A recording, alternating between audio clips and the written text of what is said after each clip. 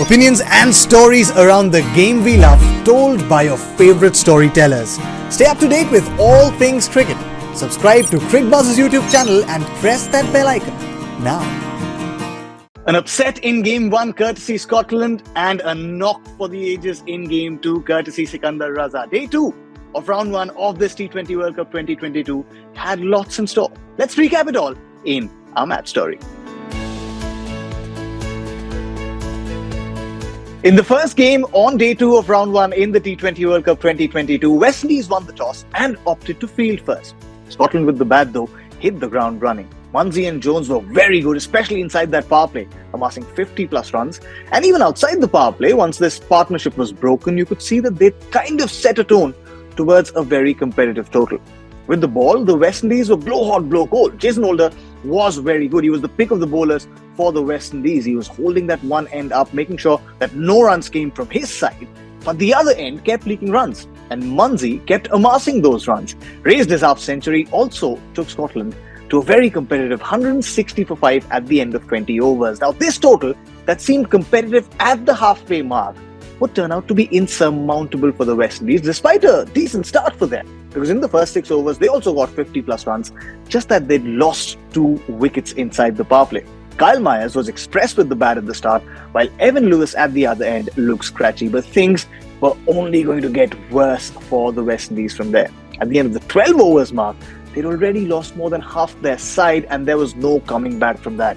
With the ball, the star for Scotland, the one guy who it seemed was powering the entire stadium with his energy, was Mark Watt.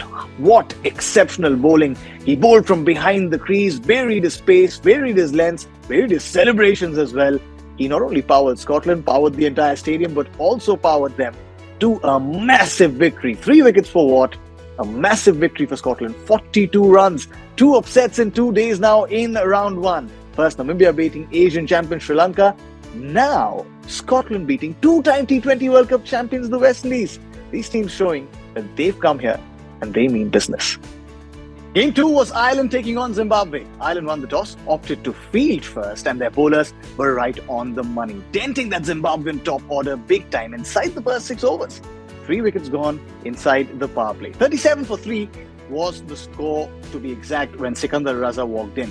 He still continued losing partners at the other end, but like he's done at so many other occasions in the past now for Zimbabwe, he was their crisis man.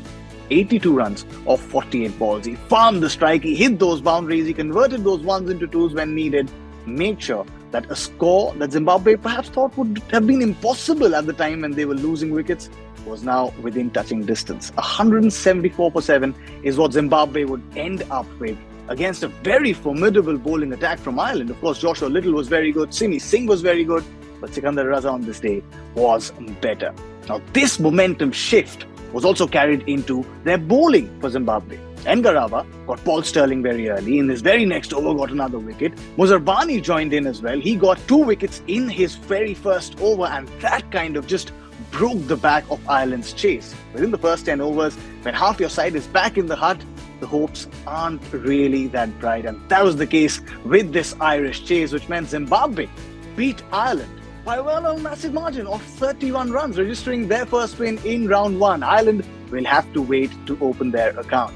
That wraps up an eventful day 2 in round 1 in this T20 World Cup 2022. Another upset, Zimbabwe really punching above their weight. This T20 World Cup is already shaping up to be very, very exciting.